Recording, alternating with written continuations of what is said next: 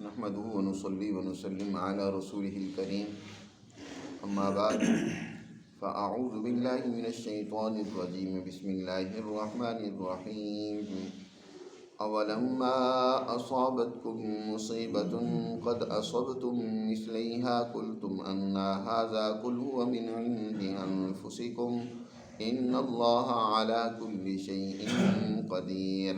وما أصابكم يوم التقى الجمعان فبإذن الله وليعلم الذين نافقوا وقيل لهم تعالوا قاتلوا في سبيل الله أو ادفعوا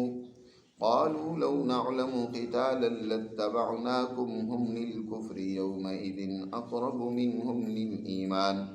يقولون بأفواههم ما ليس في قلوبهم والله أعلم بما يكتمون الذين قالوا لإخوانهم وقعدوا لو أطاعونا ما قتلوا قل فادرءوا عن أنفسكم الموت إن كنتم صادقين ولا تحسبن الذين قتلوا في سبيل الله أمواتا بل أحياء عند ربهم يرزقون فرحين بما آتاهم الله من فضله ويستبشرون بالذين لم يلحقوا بهم من خلفهم ألا خوف عليهم ولا هم يحزنون يستبشرون بنعمة من الله وفضل وأن الله لا يضيع أجر المؤمنين صدق اللہ العظیم۔ گزشتہ آیات مبارکہ میں اللہ سبحانہ و تعالی نے غزوہ احد کا واقعہ، اس کا تذکرہ کیا ہے، اور یہاں بھی غزوہ احد کے تناظر میں مسلمان جماعت کو جو ایک مصیبت اور پریشانی لاحق ہوئی ہے احد کے موقع پر کہ 70 افراد مسلمانوں کے شہید ہوتے ہیں، خود سرکار دو عالم صلی اللہ علیہ وسلم زخمی ہوئے، آپ صلی اللہ علیہ وسلم کے دندان مبارک شہید ہوئے۔ یہ مصیبت بہت بڑی مصیبت تھی جو مسلمان جماعت پر آئی ہے۔ اس مصیبت کی ایک تو ظاہری وجہ تھی کہ مسلمان جماعت کے ایک دستے نے جو 50 افراد پر مشتمل تھا، جن کی حضور صلی اللہ علیہ وسلم نے ذمہ داری لگائی تھی اور بڑی سخت تاکید کی تھی کہ تم نے اس درے کو کسی حال میں نہیں چھوڑنا، ان میں اختلاف ہوا جب مسلمانوں کے ابتدا میں فتح ہوئی اور مسلمان مال غنیمت جمع کرنے لگے، تو انہوں نے کہا کہ اب تو فتح ہو چکی ہے، لہذا ہمیں بھی مسلمانوں کی مدد کرنی چاہیے، مال غنیمت جمع کرنا چاہیے۔ لیکن ایک حکم کی خلاف ورزی ہوئی، باوجود اس کے کہ امیر نے بہت سمجھایا کہ حضور کا حکم یہ ہے کہ تم نے میدان نہیں چھوڑنا جب تک میں نہ کہوں، میری طرف سے آرڈر نہ آئے اس میدان کو چھوڑنے کے لیے۔ اور دوسری وجہ یہ بھی ہے کہ اس موقع پر جب انہوں نے مخالفت کی اور اس کی وجہ سے دشمن نے پیچھے سے اور سامنے سے حملہ کر کے مسلمانوں کو نقصان پہنچایا، اس سے پہلے غزوہ بدر میں جب کافروں کو بہت بری طرح شکست ہوئی اور ان کے 70 افراد مارے گئے اور 70 کے قریب قیدی اور گرفتار کر لیے گئے، یہ جو 70 گرفتار ہوئے تھے ان کے بارے میں بھی جو اللہ کی منشا تھی کہ اس موقع پر فیصلہ ہونا چاہیے، وہ تو یہ تھی کہ ان کو بھی قتل کیا جاتا تاکہ ایک بات کھل کر سامنے آ جاتی کہ مسلمان جماعت باوجود اس کے کہ وہ اپنے رشتوں کو نبھانے میں سب سے پیش ہوتی ہے، رحم دلی نرم دلی کے اندر اس کا کوئی ثانی نہیں ہے، لیکن یہ موقع ایسا ہے کہ یہ بات واضح کر دینی چاہیے کہ حق کے مقابلے میں نہ کوئی رشتہ ناتا ہے، نہ کوئی تعلق داری ہے، نہ کوئی اور کسی قسم کا لالچ اور مفاد ہے۔ جب کوئی حق کے مقابلے میں آئے گا تو یقیناً اس کو سخت سزا ملنی چاہیے۔ تو یہ جو کفار مسلمان جماعت کو قتل کرنا چاہتے ہیں، ان سے لڑنے کے لیے آئے، میدان میں اترے، تو اس کے پیچھے یقیناً ایک حق کی مخالفت تھی، دشمنی تھی، تو اب ان کا مقابلہ ہونا چاہیے تھا۔ جیسے 70 ان کے افراد قتل ہوئے، اسی طرح ان 70 افراد کو جو قیدی بنائے گئے ان کو بھی سخت سزا ملتی، لیکن مسلمانوں نے ان سے فدیہ لے کر ان کو رہا کر دیا۔ اس کا خمیازہ یا اس کے بدلے میں مسلمانوں کے 70 افراد غزوہ احد میں شہید ہوتے ہیں۔ اس موقع پر یہ بظاہر تو ایک شہادت تھی، لیکن بہت سارے اپنے اندر فوائد بھی لیے ہوئے تھے۔ مسلمان جماعت کہیں کوئی نقصان بھی اٹھاتی ہے تو بے شمار اس سے سبق لیتی ہے، بہت کچھ سیکھتی ہے۔ قرآن مجید نے یہاں اسی کا تذکرہ کیا ہے کہ اس جنگ احد کے ضمن میں مسلمانوں کو وہ کچھ اصول، ضابطے تعلیم دیے گئے ہیں کہ اگر اس موقع پر مسلمانوں کو شکست نہ ہوتی تو شاید اتنے اصول اور ضابطے تعلیم نہ فرمائے جاتے۔ اس موقع پر ایک تو یہ ہوا کہ جو منافق تھے ان منافقوں کا نفاق کھل کر سامنے آ گیا۔ حضور صلی اللہ علیہ وسلم نے جب کثرت رائے سے میدان میں اتر کر جنگ کرنے کا فیصلہ کر دیا تو منافق جو بظاہر مسلمان تھے اور مسلمانوں میں شامل تھے، جن کے سربراہ عبداللہ بن ابی منافق تھا، اس نے رائے اور مشورہ یہ دیا تھا کہ ہم میدان میں نکل کر مقابلہ نہیں کرتے بلکہ ہم مدینہ میں رہ کر ہی اپنا دفاع کریں۔ لیکن اس کی رائے کو قبول نہیں کیا گیا، کثرت رائے کی بنیاد پر فیصلہ کیا گیا۔ اس وجہ سے نہیں رائے، بلکہ حضور کی اپنی رائے بھی یہی تھی، اور بھی کہیں کبار صحابہ کی یہی رائے تھی، لیکن اکثر رائے یہ تھی نوجوان صحابہ کی کہ ہم نے میدان میں نکل کر مقابلہ کرنا ہے۔ تو آپ صلی اللہ علیہ وسلم نے اس کی بنیاد پر فیصلہ فرمایا اور پورے عزم کے ساتھ، تیاری کے ساتھ نکل کھڑے ہوئے۔ اب اس نے شروع ہی سے مسلمانوں میں بے دلی پیدا کرنا شروع کر دی، یہاں تک کہ راستے میں اس نے 1/3 لشکر کو اپنا ہم نوا بنا کر وہاں راستے سے ہی واپسی کا ارادہ کر لیا۔ 300 کے قریب، 1000 کی تعداد تھی، 300 کے قریب اس نے لوگوں کو ورغلا کر، جن میں زیادہ تر اس کے ہم خیال منافق ہی تھے، کچھ کمزور مسلمان بھی تھے، ان کو اپنے ساتھ ملا کر یہ وہاں راستے سے واپس آ گئے۔ اور اس نے طرح طرح کی باتیں شروع کر دی جن کا قرآن نے یہاں تذکرہ کیا ہے۔ کبھی کہتا تھی دیکھو جنگ وغیرہ کوئی نہیں ہونی، یہ تو بس ایسے ہی میدان میں جا رہے ہیں، اگر ہمیں معلوم ہوتا کہ جنگ ہونی ہے تو ہم بھی ساتھ دیتے۔ یا کبھی یوں پراپوگنڈا کرتا کہ دیکھو ہم تو جنگی فنون و حرب سے واقف نہیں ہیں، یہ تو جنگ کرنے کے لیے جانا، در حقیقت اپنے آپ کو موت کے منہ میں دھکیلنا ہے، میری بات تو مانی نہیں گئی۔ ہم جب تعداد میں تھوڑے ہیں، دشمن کا تعداد میں بہت زیادہ ہے، اتنے وہ تیاری کے ساتھ آئے ہیں، ان کا مقابلہ کرنا اس طرح میدان میں جا کر، یہ تو حماقت ہے، اپنے آپ کو موت کے منہ میں دھکیلنا ہے، ہماری بات نہیں مانی گئی تو لہٰذا ہم تو نہیں اس میں جائیں گے، ہم کیوں اپنے آپ کو موت کے منہ میں ڈالیں۔ اس طرح کی باتیں انہوں نے بنائیں، باوجود اس کے کہ عبداللہ بن ابی کو بعض صحابہ نے بہت سمجھایا کہ دیکھو تم جنگ میں شریک نہ ہونا، لیکن ابھی تمہارا واپس جانا مسلمانوں میں بے دلی پیدا کر دے گا، تم وہاں بیٹھے رہنا ایک طرف، چلو دعا کرتے رہنا تاکہ دشمن پر بھی ایک رعب پیدا ہو اور مسلمانوں کے اندر بھی کسی قسم کی بے دلی پیدا نہ ہو۔ لیکن اس نے ایک نہ سنی اور وہ راستے سے واپس ہو گیا۔ تو قرآن مجید نے یہاں اس کا تذکرہ کیا ہے، اولما اصابتکم مصیبۃ قد اصبتم مثلیہا، کیا جب تمہیں مصیبت پہنچی ہے، شکست کی مصیبت، 70 افراد شہید ہوئے تمہارے، قد اصبتم مثلیہا، تم اس پر پریشان ہوئے، حالانکہ تم اس سے 2 گنا مصیبت دشمن کو پہلے پہنچا چکے ہو۔ بدر کے میدان میں مسلمانوں نے دشمن کو 2 گنا زیادہ نقصان ان کا کیا تھا، 70 افراد ان کے مارے تھے، 70 قیدی بنا لیے تھے۔ اور احد میں بھی مسلمانوں نے ابتدا میں دشمنوں کو قتل کیا، ان کو شکست دی۔ قلتم ان ھذا، اب جب مصیبت آئی تو تم باتیں بنانے لگے، کہتے ہو کہ یہ کہاں سے مصیبت آ گئی، ہم پر تو مصیبت نہیں آنی چاہیے تھی، ہمیں تو فتح ملنی چاہیے تھی، ہم تو مسلمان ہیں۔ حالانکہ یاد رکھو اللہ کے فتح و نصرت کے یا شکست و ہزیمت کے قوانین سب کے لیے یکساں ہیں۔ جو اللہ کے احکامات اور قوانین کی پابندی کرتا ہے تو فتح اسی کی ہوتی ہے، اور جو مخالفت کرے گا تو اس کو نقصان اٹھانا پڑے گا۔ تم نے اس موقع پر اللہ کے حکم کی خلاف ورزی کی، اللہ کے رسول نے بڑی تاکید سے فرمایا تھا کہ ان 50 آدمیوں نے اس درے کو نہیں چھوڑنا،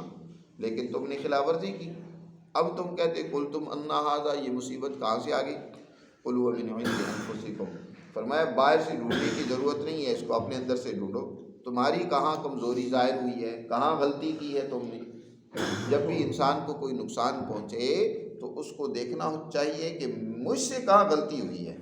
اللہ کی طرف منسوب کرنے سے پہلے اپنی ان غلطیوں کی طرف۔ دنیا کے اندر اللہ نے ایک قوانین کے تحت یہ نظام چلایا ہے، جب بھی انسان کو کوئی نقصان پہنچتا ہے، مصیبت آتی ہے، تو اس کے پیچھے کوئی نہ کوئی ایسے اسباب کار فرما ہوتے ہیں جس کا نتیجہ یہ نکلتا ہے۔ غزوہ بدر میں بھی مسلمان جماعت کو اللہ نے اختیار دیا تھا کہ اگر تم ان قیدیوں کو چھوڑنا چاہتے ہو تو پھر یہ یاد رکھنا کہ اس کے بدلے میں تمہارے 70 قتل کیے جائیں گے، اور دوسری صورت یہ کہ ان کو قتل کر دو۔ حضور نے صحابہ سے مشورہ کیا، صحابہ نے یہی رائے دی کہ اللہ کے رسول ان کو فدیہ دے کر رہا کر دیا جائے۔ فدیہ لے کر ان کو رہا کر دیں گے تو ایک تو ہم مالی طور پر مضبوط ہو جائیں گے، دوسرا یہ کہ ہمارے خاندان کے لوگ ہیں، ہم ان کو قتل کرتے اچھے نہیں لگتے، ان کو رہا کر دینا چاہیے۔ باقی یہ کہ ہمارے 70 افراد اگر شہید کیے گئے تو کوئی نہیں، وہ راہ اللہ میں شہید ہوں گے، کوئی ایسی بات نہیں، اللہ کے راستے میں جان دینا ہمارے لیے کون سا مشکل کام ہے۔ تو اللہ تعالیٰ نے وہاں اس کا بدلہ بھی دیا کہ نہیں، اس وقت فیصلہ تو اصل یہی تھا کہ واضح ہو جاتا کہ حق کے مقابلے میں، سچائی کے مقابلے میں مسلمان کسی قسم کا کوئی کمپرومائز کرنے کے لیے تیار نہیں ہے۔ ہر معاملے میں مسلمان میں نرمی ہے، جھکاؤ ہے، برداشت ہے، لیکن جہاں بات آ جائے حق کی، عدل کی، سچائی کی، تو مسلمان وہاں کسی قسم کا کمپرومائز نہیں کرتا۔ اور اسی طرح یہاں دوسری ظاہری طور پر مسلمان جماعت کی ہی ایک چھوٹے سے دستے سے غلطی بھی ہوئی، تو فرمایا یہ تمہاری اپنی ہی غلطی ہے، اپنے اندر دیکھو، هو من عند انفسکم ان اللہ علی کل شیء قدیر، بے شک اللہ ہر چیز پر پوری قدرت و دسترس رکھنے والا ہے۔ وما اصابکم یوم التقى الجمعان فباذن اللہ وليعلم المؤمنین وليعلم الذین نافقوا۔ اور دوسری بات یہ ہے کہ جب یہ دو جماعتیں آپس میں آمنے سامنے ہوئیں احد میں، اور اس کا نتیجہ یہ نکلا کہ تمہیں شکست ہوئی کچھ تھوڑے سے وقت کے لیے، اگرچہ ابتدا میں بھی اور بعد میں بھی فتح کامل مسلمانوں ہی کو رہی، میدان چھوڑ کے بھاگنا دشمن کو ہی پڑا۔ اسی میدان میں حضور نے اپنے شہداء کی جنازے پڑھائیں، یہیں تدفین کی، میدان میں ہی حضور رہے، میدان چھوڑ کر بھی دشمن ہی بھاگا آخرکار۔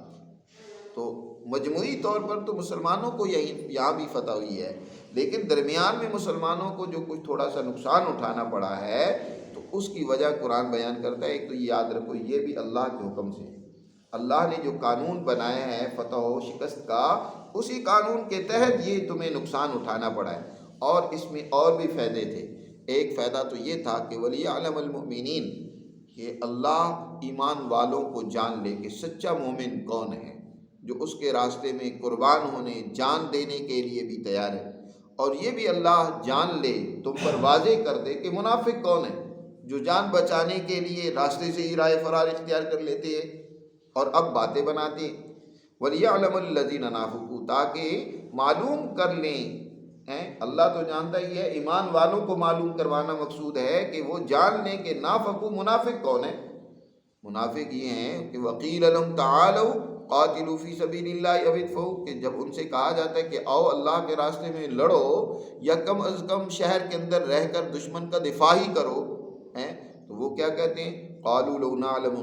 قِتَالًا لَاتَّبَعْنَاكُمْ، اگر ہمیں معلوم ہوتا کہ لڑائی ہونی ہے تو ہم بھی تمہارے ساتھ چلتے، لڑائی کوئی نہیں ہوتی۔ عبداللہ بن ابی راستے میں اس طرح کی باتیں کرتا ہے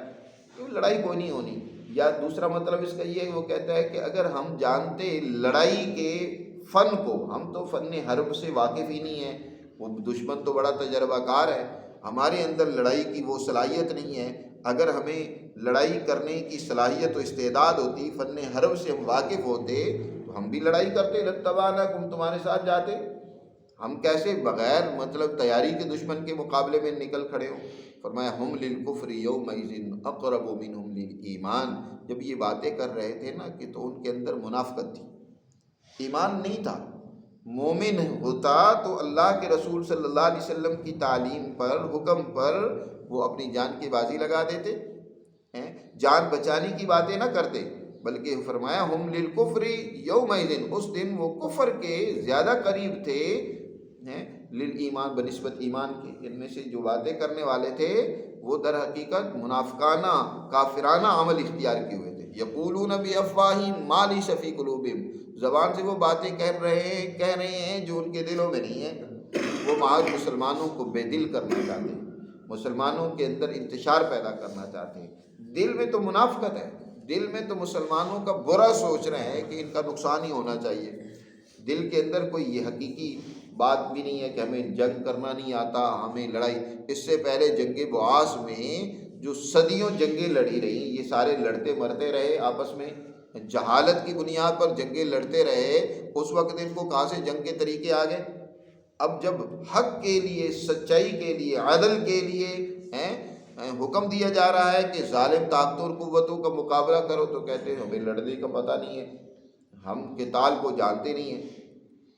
تو یہ بات نہیں ہے، ان کے دل میں باتیں دوسری ہیں، زبان سے کچھ اور کہہ رہے ہیں۔ واللہ اعلم بما یکتمون، جو دل میں چھپائے ہوئے ہیں اللہ اس کو خوب جانتا ہے۔ الذین قالوا لاخوانہم، یہ منافقوں نے اس موقع پر شروع سے لے کر آخر تک مسلمانوں کو خوب ذکر کیا، بہت نقصان پہنچانے کی کوشش کی، باتیں بنائیں، ہر اعتبار سے ان کو تکلیفیں، اذیتیں پہنچانے کے حوالے سے انہوں نے کردار ادا کیا۔ قرآن کہتا ہے کہ الذین قالوا لاخوانہم، وہ لوگ جو کہتے ہیں اپنے بھائیوں سے، یعنی مسلمانوں سے، بظاہر اپنے آپ کو یہ بھی مسلمان کہتے تھے، تو اپنے مسلمان بھائیوں سے کہتے ہیں کہ وقعدوا لو اطاعونا، اور یہ خود بیٹھے ہوئے جنگ میں شریک نہیں ہوئے، تو یہ کیا کہتے ہیں؟ لو اطاعونا ما قتلوا، اگر ہماری بات مان لیتے نا تو لڑائی وغیرہ میں یہ قتل نہ کیے جاتے۔ جنگ احد میں یہ جو 70 افراد مارے گئے ہیں، اس کی وجہ یہی ہے کہ انہوں نے ہماری بات نہیں مانی۔ ہم نے کہا تھا کہ مدینہ میں رہ کر مقابلہ کریں، ایک تو یہ، اور دوسرا یہ کہ یہ بھی کہا کرتے تھے منافق، اکثر کہتے تھے یہ کیا لڑنے کی ضرورت ہے، دشمنوں سے لڑائی کرتے رہتے ہیں، ہمیں تو ان سے صلح صفائی کر لینی چاہیے، لڑنے کی کیا ضرورت ہے۔ یاد رکھو،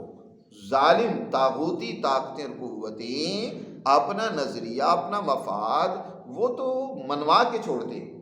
یا تو تم نے اگر ان سے مساہلت کرنی ہے تو مطلب یہ کہ تم حق کو چھوڑ دو،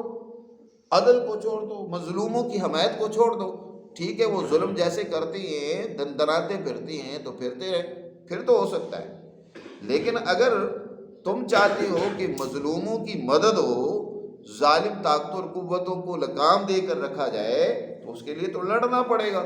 لیکن یہ کہتے تھے لڑنے کی کیا ضرورت ہے، کیوں لڑتے ہیں، ہم ان سے صلح کر لیتے ہیں، ان کی منت سماجت کر لیتے ہیں۔ تو کہتے ہیں لو اطاعونا ما قتلوا، اگر ہماری بات مان لیتے، ہم کہتے تھے لڑتے نہیں ہیں، تو آج یہ جو 70 آدمی مارے گئے ہیں قتل نہ کیے جاتے۔ ایک تو یقیناً مسلمانوں کے دل پر یہ بھی ایک بہت گراں گزر رہا تھا، ایک کہ 70 افراد ان کے شہید ہوئے اس موقع پر، اور ایک زخم تازہ تھا۔ اب پھر اوپر سے اس طرح کی باتیں کی جائیں، ان کو اور مزید پریشان کیا جائے کہ ہماری بات نہیں مانی، اس لیے یہ ہوا، یہ تو اور ہوگا، نقصان اٹھانا پڑے گا، اس طرح کا اور پراپوگنڈا کرنا۔ جبکہ نبی کریم صلی اللہ علیہ وسلم اس موقع پر اپنے صحابہ کرام کو باوجود اس کے کہ ان سے کچھ لغزش بھی ہوئی جس کی وجہ سے پوری جماعت کو نقصان اٹھانا پڑا، لیکن آپ صلی اللہ علیہ وسلم نے ان کی اس لغزش کو بھی معاف کیا، اور آپ صلی اللہ علیہ وسلم نے باقاعدہ مشاورت میں ان کو شامل کیا، اور جو شہید ہوئے ان کے جو ورثاء پریشان تھے ان کو پوری تسلی دی اور حوصلہ دیا۔ حضرت جابر بن عبداللہ رضی اللہ تعالیٰ عنہ فرماتے ہیں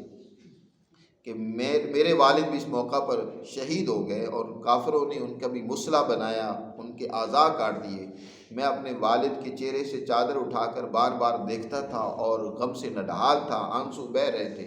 صحابہ کرام مجھے روکتے بھی تھے کہ بار بار نہ دیکھو، اس سے غم اور تازہ ہوگا، لیکن نبی کریم صلی اللہ علیہ وسلم دیکھ رہے تھے مجھے کچھ کہتے نہیں تھے، منع نہیں کرتے تھے۔ آخر حضور نے جب میری زیادہ پریشانی کو دیکھا تو کہا کہ اے جابر، تمہیں معلوم ہے اللہ نے جس سے بھی بات کی ہے نا، جس سے بھی ہم کلام ہوئے اللہ تعالیٰ، تو اللہ تعالیٰ ایک وراء الحجاب اس سے ہم کلام ہوا ہے، اس سے ایک حجاب کے پیچھے اللہ نے بات کی ہے۔ لیکن تمہارے والد عبداللہ ان لوگوں میں سے ہیں کہ جن کو اللہ نے براہ راست اپنے سامنے کھڑا کر کے ان سے بات کی ہے اور فرمایا عبداللہ تمہارے والد سے اللہ نے کہا کہ تم کیا اور چاہتے ہو مجھ سے، مانگو جو مجھ سے مانگتے ہو۔ تو عبداللہ نے کہا کہ یا اللہ میں یہ چاہتا ہوں کہ میرے جسم میں دوبارہ روح ڈال، میں تیرے راستے میں شہید کر دیا جاؤں، پھر میں شہید ہوں، دوبارہ میرے جسم میں روح ڈال، میں دوبارہ پھر تیرے راستے میں شہید کیا جاؤں۔ میں یہ چاہتا ہوں کہ میری یہ جسم اور جان دوبارہ مجھے ملے اور میں پھر تیرے راستے میں کاٹ دیا جاؤں اور شہید کر دیا جاؤں۔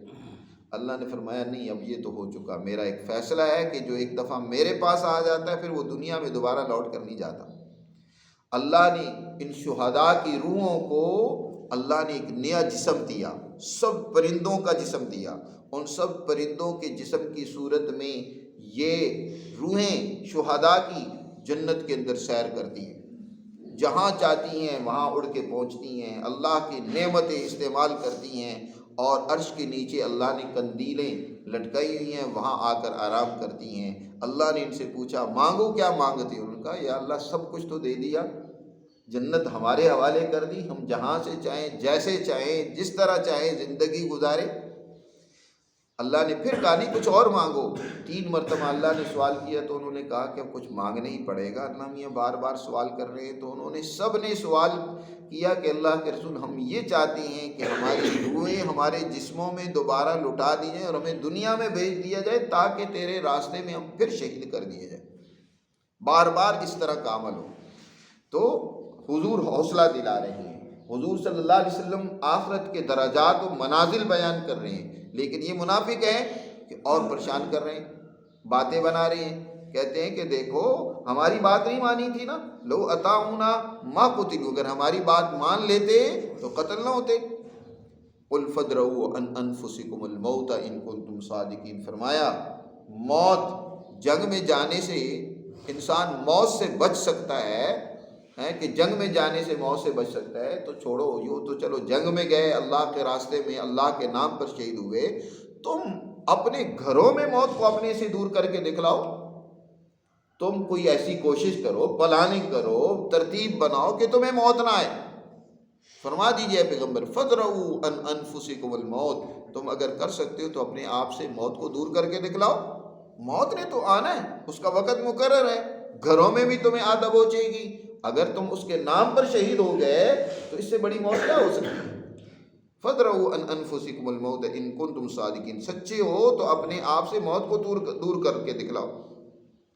اور آگے قرآن نے کہا کہ جن کے بارے میں موت کی باتیں اور پراپوگنڈے تم کر رہے ہو،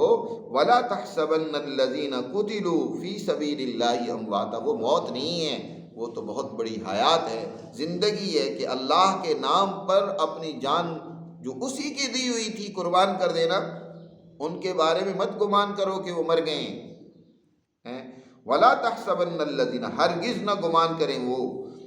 الذین قتلوا، ان کے بارے میں ہرگز نہ گمان کرو کہ جو اللہ کے راستے میں شہید کر دیے گئے کہ امواتا وہ مر گئے، بل احیاء عند ربہم، بلکہ وہ تو اپنے رب کی حضور حیات ہیں، زندہ ہیں، یرزقون، اور انہیں رزق مل رہا ہے، اللہ تعالیٰ ان کو نعمتیں دے رہا ہے۔ فرحین بما آتاہم اللہ من فضلہ، اللہ نے اپنے فضل سے جو کچھ ان کو دیا وہ اس پر بڑے خوش ہیں۔ وَيَسْتَبْشِرُونَ بِالَّذِينَ لَمْ يَلْحَقُوا بِهِم مِّن خَلْفِهِمْ، اور وہ خوش ہیں ان لوگوں کے ساتھ بھی جو ان سے ابھی ملے نہیں، ان کے پیچھے ان کی اولادیں ہیں، ان کے عمل اور کردار کو دیکھ کر، ان کے اعمال ان کے سامنے پیش ہوتے ہیں، وہ اس کو دیکھ کر بھی خوش ہوتے ہیں کہ جو ہمارا مشن تھا اس کو آگے بڑھانے کے لیے ہمارے اولادیں کردار ادا کر رہی ہیں، وہ لہذا اس پر بھی خوش ہیں۔ اور وہ ان کو پیغام بھیجتی ہیں وہاں سے کہ انہیں بتا دو کہ اللہ خوف علیہم ولا هم یحزنون، کہ ان کے اوپر نہ کوئی خوف ہوگا نہ وہ غمگین ہوں گے۔ اور اسی طرح راہ اللہ میں شہید ہونے والے وہ ہیں کہ ان کے لیے لا خوف علیہم ولا هم یحزنون، کہ نہ ان کے لیے کوئی خوف ہے اور نہ ہی ان کے لیے کوئی پریشانی ہے۔ یعنی مستقبل، خوف مستقبل کا ہوتا ہے، حزن ماضی کا ہوتا ہے، تو ان کا ماضی بھی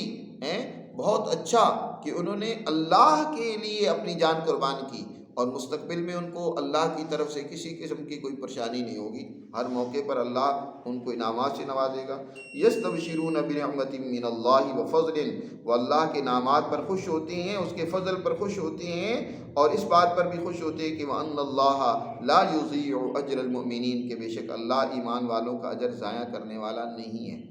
تو اس طریقے سے اللہ سبحانہ و تعالیٰ نے ان آیات مبارکہ میں ان منافقوں کا رد کیا ہے جو